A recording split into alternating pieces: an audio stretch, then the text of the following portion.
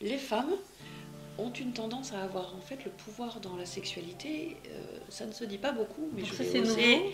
C'est pas nouveau, Ouais. mais je vais oser le dire avec beaucoup Dites-le. de délicatesse. Hein. Ce n'est pas contre les femmes ni rien, j'en suis une. Donc voilà, je vois bien que en tant que femme, nous sommes en capacité de dire non dans la sexualité et que face au non d'une femme, l'homme est impuissant, il ne peut rien faire. Parce que sinon, en effet, il serait violent, il commettrait un viol. Et donc quand une femme dit non à son conjoint pour de la tendresse ou pour de la sexualité, et que ça dure, que ça dure, que ça dure, et que ça dure des mois, des années, là, c'est une prise de pouvoir. Et c'est compliqué pour l'homme du coup à côté, et ça devient aussi compliqué finalement pour la femme parce qu'elle ne sait plus comment s'en sortir. Elle finit par perdre le désir et elle finit par être même embêtée à dire mais je sais plus comment faire pour revenir. Mais c'est une façon de prendre le pouvoir, pas tout le temps, puisque quand il y a une perte de désir, c'est pas une prise de pouvoir. Quand c'est une prise de pouvoir, c'est quelquefois parce que tu ne veux pas m'écouter, alors tu n'auras pas de sexe. Donc c'est une punition. C'est une façon de se venger. Donc c'est très très mal vécu par le conjoint. Voilà. Et c'est en ça que c'est une prise de pouvoir. Bonjour à tous, bonjour Mariotte Binet. Bonjour Nathalie. Enchantée de vous retrouver. Vous êtes conseillère conjugale, sexologue, conférencière, formatrice et auteure de ce livre paru aux éditions Odile Jacob, Infidélité et crise conjugale, comprendre et sortir de la crise. Alors aujourd'hui, je vous propose d'essayer de comprendre. Alors on a parlé des blessures, de la crise. Aujourd'hui, on va s'arrêter quelques minutes, si vous le voulez bien, autour des tentations. Alors les tentations dans le couple, elles sont nombreuses.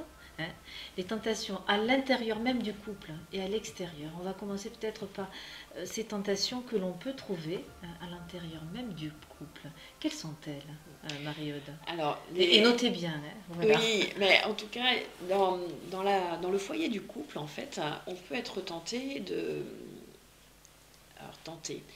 On a d'abord besoin, je vais parler en positif d'abord. On a tous besoin d'avoir des moments de solitude. On a tous besoin d'avoir des moments d'autonomie, d'indépendance, de mettre de l'espace avec son conjoint, et c'est très sain pour la relation conjugale. Par contre, la tentation, c'est de s'enfermer là-dedans et du coup de finir par s'éloigner du conjoint ou éloigner volontairement le conjoint en se disant j'ai besoin vraiment de préserver un jardin secret, pleinement secret. Donc oui, on a tous un jardin secret. La difficulté, c'est que si on s'enferme dedans, on finit par créer une telle distance avec le conjoint qu'on finit par ne plus avoir envie de se rejoindre. Et du coup, on a un risque de colocation. Alors, les tentations qui viendraient à l'intérieur du couple, ce serait d'abord la tentation de tout remettre sur le dos du couple, du conjoint, pardon. Ça va pas, c'est de la faute de l'autre. C'est toujours bien plus facile. Exactement.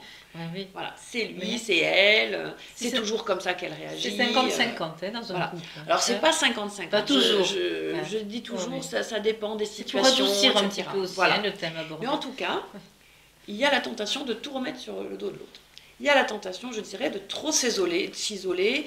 Il y a un conflit, je veux rien savoir, je m'enferme, ou alors je fuis, ou alors je fais comme s'il n'y avait rien. Il faut savoir qu'un conflit, quand on ne le règle pas, il augmente. Donc, autant y aller le plus vite possible.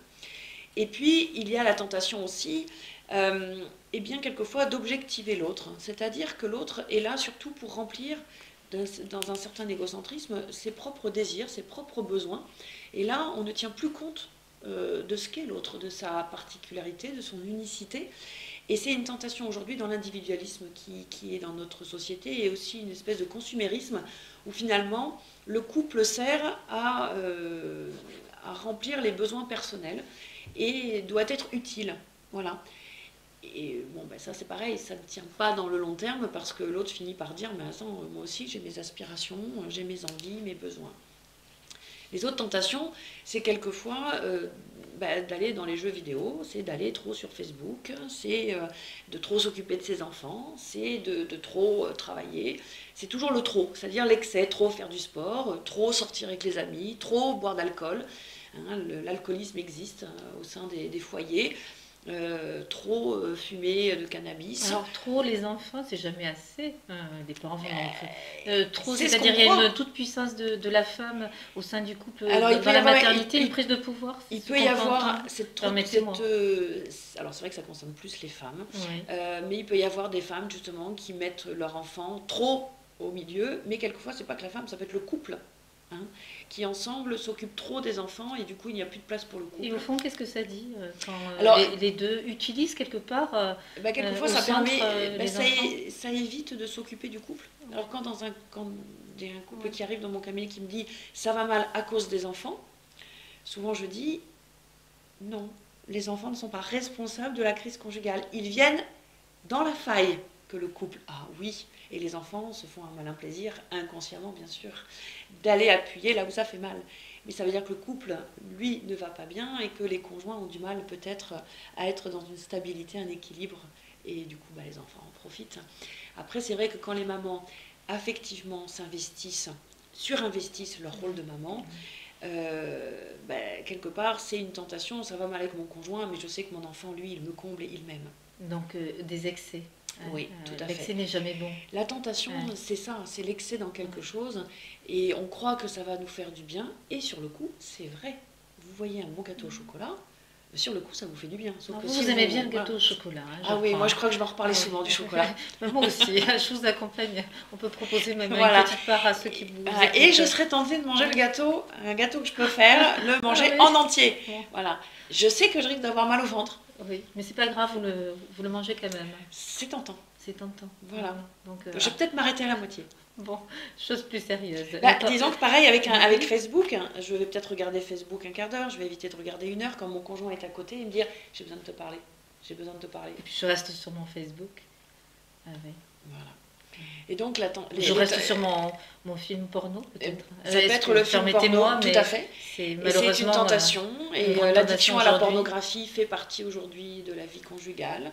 Voilà, il y a énormément d'ouverture parce que les réseaux sociaux, l'Internet, les facilités de communication. Aujourd'hui, on prend sa voiture, en 2 heures de route, on est à Toulouse, on va à la Jonquera et c'est facile.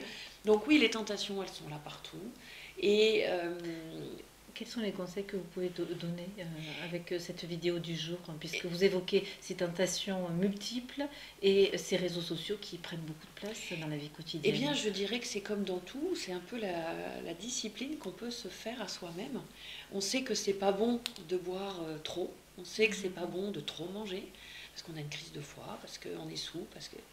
on sait aujourd'hui que ce n'est pas bon de trop regarder les écrans, on sait que c'est pas bon de regarder de la pornographie trop non plus, on sait Trop, que... pas du tout. Est-ce que c'est vraiment... Alors, la permettez-moi, vous pornographie, qui êtes sexologue, la que pornographie, pensez-vous de la pornographie? On sait que regarder la pornographie, en soi, n'est pas une bonne chose. Par contre, il y a des couples qui peuvent exceptionnellement regarder un film érotique en termes de jeu sexuel pour le couple. Là, c'est la sexologue qui parle. Voilà. Ouais. Et là, un film érotique qui est choisi par les deux, où les deux sont volontaires, juste parce que c'est un jeu, exceptionnellement, certains couples, ça peut leur faire du bien, mais parce que c'est quelque chose qui est exceptionnel. Et est-ce que la sexualité est vraiment un jeu dans la vie réelle du couple? Oui, la sexualité est aussi un jeu, bien sûr. Heureusement qu'il y a du jeu, parce que sinon ce ne serait pas plaisant. Vous en parlez comment? Comme quelque chose de l'ordre du plaisir, de l'épanouissement personnel? Oui, tout à fait. C'est pour ça que le désir sexuel, il est bon en soi, et c'est différent de la tentation. D'accord? La tentation, elle amène quelque chose qui vient... qui sur le coup est bon. C'est ça la tentation. Sur le coup, c'est bon. Et on est tous tentés plusieurs fois dans notre vie par plein de choses. C'est en fait l'après-coup. Et c'est là qu'on voit que c'est une tentation. C'est que l'après-coup n'est pas bon. C'est-à-dire... Voilà, il y a une chute derrière. Et lorsqu'on parle, par exemple, de ces réseaux sociaux, je prends les personnes, par exemple, qui sont célibataires et qui veulent rencontrer quelqu'un, qui s'inscrivent sur 10 sites de rencontres. Ça peut devenir addictif. La tentation, c'est de répondre à tous les messages, c'est d'y retourner 15 fois dans la journée. Mais on voit le temps que ça prend et on n'est plus dans son travail, on n'est plus avec sa famille, ses amis, on n'est plus disponible en fait. Donc c'est le virtuel un peu, voilà. Cette vie virtuelle qui va l'emporter sur le réel de la vie. Oui, et on sait aujourd'hui qu'on conseille en tout cas justement de réduire les écrans chez les jeunes, éviter de toute façon tout écran avant l'âge de 3 ans, certains écrans jusqu'à l'âge de 6 ans, et après 6 ans, de les limiter dans le temps pour justement permettre de rester dans une communication, dans une sociabilité, et permettre au cerveau aussi de se développer autrement. Les connexions neuronales, elles s'enrichissent avec l'informatique, oui, mais elles ont besoin d'autre chose. Alors toujours au cœur du couple qui va traverser dans cette vie et cette histoire de couple de nombreuses tentations, il y a aussi ces tentations du couple chez l'homme et chez la femme de prendre le pouvoir, on l'a un peu évoqué mais pas vraiment, mais dans ce terrain intime de la sexualité. Oui. Qu'en pensez-vous et qu'est-ce que vous pouvez c'est déjà prendre le pouvoir tout court.